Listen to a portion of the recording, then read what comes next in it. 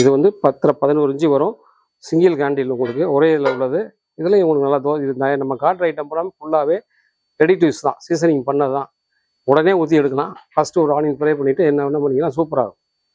இது 11 இன்ச்சு வரும், single candle உங்களுக்கு. இது வந்து இண்டக்ஷன்லேயும் வைக்கலாம், நம்ம நார்மல் கேஸ்லேயும் வச்சுக்கலாம்.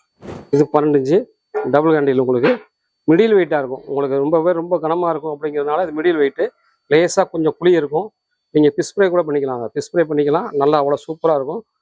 தோசையை ஊற்றிக்கலாம். சப்பாத்தி போடக்கூடாது, சப்பாத்தி மட்டும் போட்டோன்னா திரும்ப தோசை வராது. மீன் பொரிக்க தோசை போடுறதுக்கு நல்லாயிருக்கும், சூப்பராக இருக்கும். 12 இன்ச்சு ஒரு சைஸு இதே தான். இது 12 இன்ச்சு இப்போ காட்டின மாடல் தான். இது கொஞ்சம் ஹெவி வெயிட்டாக இருக்கும். நம்ம முதல் காட்டின லைட் வெயிட்டு, இது கொஞ்சம் ஹெவி வெயிட்டு.